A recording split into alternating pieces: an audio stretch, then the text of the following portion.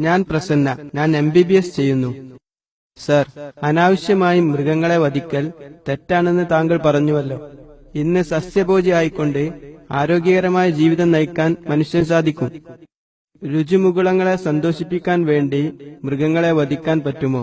സഹോദരൻ പ്രസന്ന ചോദിച്ചത് വളരെ നല്ലൊരു ചോദ്യമാണ്. വിഷയവുമായി ബന്ധമുള്ള വളരെ പ്രധാനപ്പെട്ട ചോദ്യമാണ്. ഭക്ഷണത്തിന് വേണ്ടിയല്ലാതെ മൃഗങ്ങളെ കൊല്ലരുതെന്ന അള്ളാഹുവിന്റെ കൽപ്പന ഞാൻ പറഞ്ഞു.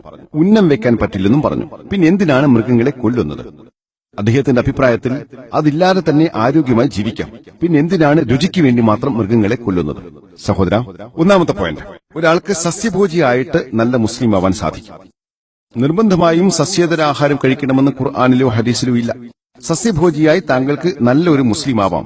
പക്ഷേ 5-ാം അധ്യായം മാഇദയിലെ 1-ാം വചനത്തിൽ അള്ളാഹു ഖുർആനിൽ പറയുന്നു, നിങ്ങൾക്ക് വിവരിച്ചു തരുന്നതൊഴിച്ചുള്ള ആട്, മാട്, ഒട്ടകം എന്നീ ഇനങ്ങളിൽപ്പെട്ട മൃഗങ്ങൾ നിങ്ങൾക്ക് അനുവദിക്കപ്പെട്ടിരിക്കുന്നു.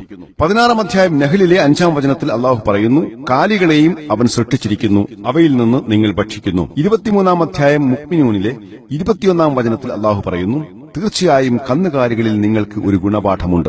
അവയുടെ ഉദരങ്ങളിലുള്ളതിൽ നിന്ന് നിങ്ങൾക്ക് നാം കുടിക്കാൻ തരുന്നു. നിങ്ങൾക്ക് അവയിൽ ധാരാളം പ്രയോജനങ്ങളുണ്ട്. അവയിൽ നിന്ന് നിങ്ങൾ ഭക്ഷിക്കുകയും ചെയ്യുന്നു. സ്രഷ്ടാവായ അള്ളാഹു ഇവയെ തിന്നാൻ അനുമതി നൽകുമ്പോൾ നാം എന്തിനു തിന്നാതിരിക്കുന്നു? താങ്കളുടെ പ്രസ്താവനയിലേക്ക് വരാം. താങ്കൾ ഒരു MBBS വിദ്യാർത്ഥി. ഞാനും ഒരു മെഡിക്കൽ ഡോക്ടറാണ്. ഞാൻ MBBS പാസ്സായിട്ടുണ്ട്. ഒരു MBBS വിദ്യാർത്ഥിയായതുകൊണ്ട് താങ്കൾക്കറിയാം, ചില അമിനോ ആസിഡുകൾ നമ്മുടെ ശരീരത്തിൽ ഉൽപ്പാദിപ്പിക്കുന്നില്ല. അവ പുറമെ നിന്നുള്ള ഭക്ഷണത്തിൽ നിന്ന് ലഭിക്കണം. 8 അമിനോ ആസിഡുകൾ നിർബന്ധമാണ്. ഈ അമിനോ ആസിഡുകൾ പുറത്തു നിന്നുള്ള ഭക്ഷണത്തിലൂടെ ലഭിക്കണം. ഭക്ഷണം കഴിച്ചില്ലെങ്കിൽ നിങ്ങളുടെ ശരീരത്തെ ബാധിക്കും. അത്യാവശ്യമായ ഈ 8 അമിനോ ആസിഡുകൾ ലഭിക്കുന്ന ഒരു സസ്യവും ഈ ലോകത്തിലില്ല. ഇവ ലഭിക്കുന്നത് മാംസം, മത്സ്യം എന്നിവയിലൂടെ മാത്രമാണ്. മാംസത്തിൽ ധാരാളം പ്രോട്ടീനുണ്ട്, ധാരാളം വൈറ്റമിനുണ്ട്, അയൺ ധാരാളമുണ്ട്. ഇത് ആരോഗ്യകരമാണ്. പക്ഷേ സസ്യാഹാരം കഴിച്ചും ആരോഗ്യത്തോടെ ജീവിക്കാം. നല്ല ഭക്ഷണം കഴിച്ച് പരിശോധനകൾ നടത്തി ആരോഗ്യത്തോടെ ജീവിക്കാം. ഇല്ല എന്ന് ഞാൻ പറയുന്നില്ല. പക്ഷെ ആരോഗ്യകരമായ ഭക്ഷണം എന്തിനൊഴിവാക്കണം? ജനങ്ങൾ പറയുന്നത് അത് മൃഗത്തെ മുറിവാക്കലാണെന്നാണ്. ഞാൻ അതിലേക്ക് പിന്നെ വരാം. പല്ലുകളെ വിശകലനം ചെയ്താൽ ആട്, പശു തുടങ്ങിയ സസ്യാഹാരം കഴിക്കുന്നവയ്ക്ക് പരന്ന പല്ലുകളാണുള്ളത്. അവ സസ്യഭോജിയാണ്. അവ ഒരിക്കലും മാംസാഹാരം കഴിക്കില്ല. മാംസാഹാരികളായ പുലി, കടുവ, സിംഹം പോലെയുള്ളവയ്ക്ക് തേറ്റപ്പല്ലുകളുണ്ട്. അവ മാംസാഹാരം മാത്രമേ കഴിക്കാറുള്ളൂ, സസ്യം കഴിക്കാറില്ല. മനുഷ്യന്റെ പല്ലുകളെ വിശകലനം ചെയ്താൽ പോയിട്ട് കണ്ണാടിയിൽ നോക്കൂ. ദൈവം നമുക്ക് കൂർത്ത പല്ലുകളും പരന്ന പല്ലുകളും തന്നിട്ടുണ്ട്. നമ്മൾ സസ്യാഹാരം മാത്രമേ കഴിക്കാൻ പാടുള്ളൂവെങ്കിൽ ദൈവം എന്തിനാണ് ഈ കൂർത്ത പല്ലുകൾ നൽകിയത്? താങ്കൾ ഒരു മെഡിക്കൽ വിദ്യാർത്ഥിയാണ്. കൂർത്ത പല്ലുകൾ മാംസാഹാരം കഴിക്കാനുള്ളതാണ്. ദൈവം മാംസാഹാരം അനുവദിച്ചു എന്നതിന് തെളിവാണ്. അതിലുപരി ആട്, പശു തുടങ്ങിയ സസ്യാഹാരികളുടെ ദഹന വ്യവസ്ഥയിൽ മാംസം ഒരിക്കലും ദഹിക്കില്ല. സസ്യാഹാരം മാത്രമേ ദഹിക്കുകയുള്ളൂ. മാംസാഹാരികളായ സിംഹം, കടുവ, പുലി എന്നിവയ്ക്ക് മാംസം മാത്രമേ ദഹിക്കുകയുള്ളൂ. സസ്യാഹാരം ദഹിക്കുകയില്ല. പക്ഷെ മനുഷ്യന്റെ ദഹന വ്യവസ്ഥ, മെഡിക്കൽ വിദ്യാർത്ഥിയായതുകൊണ്ട് താങ്കൾക്കറിയാം, നമ്മൾക്ക് സസ്യാഹാരവും മാംസാഹാരവും ദഹിക്കും. സസ്യാഹാരം മാത്രമേ നാം കഴിക്കാൻ പാടുള്ളതായിരുന്നുവെങ്കിൽ പിന്നെ ദൈവം എന്തിനാണ് രണ്ടും ദഹിക്കുന്ന ദഹന വ്യവസ്ഥ നൽകിയത്? നമുക്കവ ഉണ്ട്. താങ്കളുടെ ചോദ്യത്തിലേക്ക് വരാം.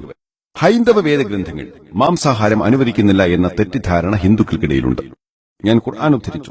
സഹോദര, ഹൈന്ദവ വേദഗ്രന്ഥങ്ങൾ വായിച്ചാൽ കാണാം, മനുസ്മൃതി 5-ാം അധ്യായം 30-31 വചനങ്ങളിൽ പറയുന്നു, അനുവദിക്കപ്പെട്ട മൃഗങ്ങളുടെ ഭക്ഷണം കഴിച്ചാൽ അത് പാപമല്ല. ദൈവം ചില മൃഗങ്ങളെ തിന്നാനും ചിലതിനെ തിന്നപ്പെടാനും വേണ്ടി സൃഷ്ടിച്ചവയാണ്. മനുസ്മൃതി 5-ാം അധ്യായം 31-ാം വചനത്തിൽ പറയുന്നു, താങ്കൾ മൃഗബലി നടത്തിയാൽ പാപമല്ല ചെയ്യുന്നത്. മനുസ്മൃതി 5-ാം അധ്യായം 39-40 വചനങ്ങളിൽ പറയുന്നു, ദൈവം ചില മൃഗങ്ങളെ ബലിയർപ്പിക്കപ്പെടാൻ വേണ്ടി സൃഷ്ടിച്ചിട്ടുണ്ട്. മൃഗബലി നടത്തിയാൽ അത് കൊലപാതകമല്ല.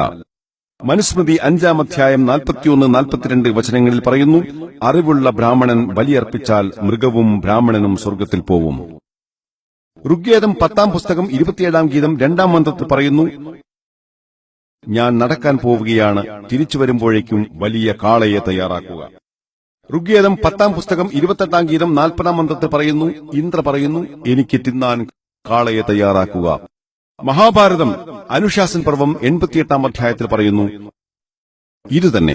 മനുസ്മൃതി 3-ാം അധ്യായം 266-277 വചനങ്ങളിൽ പറയുന്നുണ്ട്, യുധിഷ്ഠിരൻ ഭീഷ്മരോട് പൂജയിൽ പൂർവികർക്ക് വേണ്ടി ഞാൻ എന്താണ് ബലി നൽകേണ്ടതെന്ന് ചോദിച്ചു. ഭീഷ്മൻ മറുപടി പറഞ്ഞു, പച്ചക്കറികൾ ബലി നൽകിയാൽ പൂർവികർ 1 മാസത്തേക്ക് സംതൃപ്തരാകും. മത്സ്യം നൽകിയാൽ 2 മാസത്തേക്ക് സംതൃപ്തരാകും. മാംസം നൽകിയാൽ 3 മാസത്തേക്ക് സംതൃപ്തരാകും. മൊയിലിനെ ബലി നൽകിയാൽ 4 മാസത്തേക്ക് സംതൃപ്തരാകും. ആട്ടിറച്ചി നൽകിയാൽ 5 മാസത്തേക്ക് സംതൃപ്തരാകും. ചിക്കൻ നൽകിയാൽ 6 മാസത്തേക്ക് സംതൃപ്തരാകും. മാനിനെ നൽകിയാൽ 7 മാസത്തേക്ക് സംതൃപ്തരാകും. പക്ഷികളെ നൽകിയാൽ 8 മാസത്തേക്ക് സംതൃപ്തരാകും. ഇത് തുടർന്നുകൊണ്ട് പറയുന്നു, പോത്തിനെ ബലി നൽകിയാൽ 11 മാസത്തേക്ക് സംതൃപ്തരാകും. പശുവിനെ ബലി നൽകിയാൽ 12 മാസത്തേക്ക് സംതൃപ്തരാകും. കണ്ടാമൃഗത്തെ നൽകിയാൽ എക്കാലത്തേക്കും സംതൃപ്തരാകും. ഹൈന്ദവ വേദപ്രകാരം മാംസമടക്കമുള്ള സസ്യേതരാഹാരം കഴിക്കാൻ അനുവാദം നൽകുന്നുണ്ട്. ഇത് എന്റെ വക പറഞ്ഞതല്ല, എല്ലാ റെഫറൻസും പറഞ്ഞിട്ടുണ്ട്. താങ്കൾക്ക് പരിശോധിക്കാം, അത് വളരെ കൃത്യമാണ്. ഇനി അതിന്റെ യുക്തിയുടെ വീക്ഷണത്തിലേക്ക് വരാം. എന്തിന് മനുഷ്യർ മൃഗങ്ങളെ കൊല്ലണം? സസ്യാഹാരം മാത്രം കഴിച്ച് ജീവിക്കാമെന്നിരിക്കെ ജനങ്ങൾ പറയുന്ന മറുപടി ഇതാണ്: മൃഗങ്ങളെ കൊല്ലൽ വലിയ പാപമാണ്, സസ്യത്തെ നശിപ്പിക്കൽ ചെറിയ പാപമാണ്, കാരണം സസ്യങ്ങൾക്ക് ജീവനില്ല. ഇതാണ് അവരുടെ യുക്തി. നേരത്തെ ഹിന്ദു സന്യാസിമാരും തന്ത്രിമാരും മാംസാഹാരം കഴിക്കാറുണ്ടായിരുന്നു. പിന്നീട് ജൈനമത സ്വാധീനത്തിൽ അവരുടെ അഹിംസാ തത്വപ്രകാരം ജീവനില്ലാത്ത സസ്യത്തെ തിന്നലാണ് ജീവനുള്ള മൃഗത്തെ തിന്നുന്നതിനേക്കാൾ താരതമ്യേന പാപം കുറവ്. സസ്യങ്ങൾക്ക് ജീവനുണ്ടെന്ന് ഇന്ന് എനിക്കും നിങ്ങൾക്കും അറിയാം. ഇപ്പോൾ അവർ വേറെ യുക്തി പറയും: അതേ സാക്കിർ, സസ്യങ്ങൾക്ക് ജീവനുണ്ടെന്ന് ഞങ്ങൾ അംഗീകരിക്കുന്നു, പക്ഷേ സസ്യങ്ങൾക്ക് വേദന അനുഭവപ്പെടില്ല. മൃഗങ്ങളെ കൊല്ലുന്നതിനേക്കാൾ ചെറിയ പാപമാണ് സസ്യങ്ങളെ കൊല്ലൽ. ഇന്ന് ശാസ്ത്രം പുരോഗമിച്ച് സസ്യങ്ങൾക്കും വേദന അനുഭവപ്പെടുന്നുണ്ടെന്ന് പറയുന്നു. സസ്യങ്ങൾക്ക് നാഡീവ്യവസ്ഥയുണ്ട്, അവയ്ക്ക് വേദന അനുഭവപ്പെടും, അവ കരയും, അവ സന്തോഷിക്കും, അവർ ദുഃഖിക്കും. പക്ഷെ സസ്യങ്ങളുടെ കരച്ചിൽ മനുഷ്യന് കേൾക്കാൻ സാധിക്കില്ല. കാരണം മനുഷ്യന് സെക്കൻഡിൽ 20,000-നും 20,000-നും ഇടയിൽ ഫ്രീക്വൻസിയുള്ള ശബ്ദം മാത്രമേ കേൾക്കാൻ സാധിക്കൂ. അതിന് മുകളിലോ താഴെയോ ഉള്ളത് കേൾക്കാൻ സാധിക്കില്ല. നായയുടെ കേൾവിശക്തിയെക്കുറിച്ച് നിങ്ങൾക്കറിയാമായിരിക്കും. നായയ്ക്ക് ഒരു സെക്കൻഡിൽ 40,000 ഫ്രീക്വൻസിയിൽ ഉള്ളതുവരെ കേൾക്കാം. മനുഷ്യനേക്കാൾ 20,000 ഫ്രീക്വൻസി അധികമുള്ള ശബ്ദവും 40,000 ഫ്രീക്വൻസിയിൽ കുറവുള്ള ശബ്ദവും കേൾക്കാം. മനുഷ്യന് കേൾക്കാത്തത് നായയ്ക്ക് കേൾക്കാൻ സാധിക്കും. സസ്യങ്ങൾ കരയുന്നുണ്ടെങ്കിലും നമുക്കത് കേൾക്കുവാൻ സാധിക്കില്ല. നമുക്ക് കേൾക്കാത്തതുകൊണ്ട് അവയെ പീഡിപ്പിക്കാമെന്നർത്ഥമില്ല. ഒരാൾ എന്നോട് വാദിക്കുകയാണ്: സാക്കിർ, സസ്യങ്ങൾക്ക് ജീവനുണ്ടെന്നും വേദനയുണ്ടെന്നും ഞാൻ അംഗീകരിക്കുന്നു. സസ്യങ്ങൾക്ക് 2 or 3 ഇന്ദ്രിയങ്ങളേ ഉള്ളൂ, മൃഗങ്ങൾക്ക് 5 ഇന്ദ്രിയങ്ങളുണ്ട്. അപ്പോൾ മൃഗങ്ങളെ കൊല്ലുന്നതിനേക്കാൾ പാപം കുറവാണ് സസ്യങ്ങളെ കൊന്നാൽ. ശരി, വാദത്തിന് വേണ്ടി ഞാൻ അംഗീകരിക്കുന്നു. സസ്യങ്ങൾക്ക് 3 ഇന്ദ്രിയങ്ങളേ ഉള്ളൂ, മൃഗങ്ങൾക്ക് 5 ഇന്ദ്രിയങ്ങളുണ്ട്. താങ്കൾക്കൊരു സഹോദരനുണ്ടെന്ന് വിചാരിക്കുക. ബധിരനും മൂകനുമായിട്ടാണ് അവൻ ജനിച്ചത്. 2 ഇന്ദ്രിയങ്ങൾ കുറവാണ്, സംസാരിക്കാനും കേൾക്കാനും സാധിക്കില്ല. അവൻ വലുതായപ്പോൾ ഒരാൾ വന്ന് അവനെ വധിച്ചു. എന്നിട്ട് കോടതിയിൽ ജഡ്ജിയോട് പറയുന്നു: എന്റെ സഹോദരന്റെ ഘാതകന് കുറഞ്ഞ ശിക്ഷ നൽകിയാൽ മതി, കാരണം എന്റെ സഹോദരന് 2 ഇന്ദ്രിയങ്ങൾ കുറവായിരുന്നു. പരമാവധി ശിക്ഷ നൽകണമെന്നാണ് താങ്കൾ പറയുക. അവനൊരു പാപവും ചെയ്യാത്തവനായിരുന്നു, എന്നിട്ടും അവൻ എന്റെ സഹോദരനെ കൊന്നു. ഇസ്ലാം ഇതുപോലെ 2 ഇന്ദ്രിയം 3 ഇന്ദ്രിയം എന്ന യുക്തിയല്ല പറയുന്നത്. 2-ാം അധ്യായം ബഖറയിലെ 168-ാം വചനത്തിൽ അള്ളാഹു പറയുന്നു: ഞാൻ നിങ്ങൾക്ക് നൽകിയ നല്ലതിൽ നിന്ന് നിങ്ങൾ ഭക്ഷിക്കുക. എന്താണോ നല്ലത് അത് തിന്നാം, എന്താണോ ചീത്ത അത് തിന്നാൻ പാടില്ല. കാലികളുടെ ആയുസ് വളരെ കുറവാണ്. അവയെ കൊല്ലരുതെന്ന വാദം വിശകലനം ചെയ്താൽ അവ വേഗത്തിൽ പുനരുൽപാദനം നടത്തുന്നു. ഭക്ഷണത്തിനു വേണ്ടി കാലികളെ കൊന്നില്ലെങ്കിൽ കാലികളെ കൊണ്ട് പ്രയാസമാകും. പശുക്കളും ആടുകളും അതിവേഗം പുനരുൽപാദനം നടത്തുന്നു.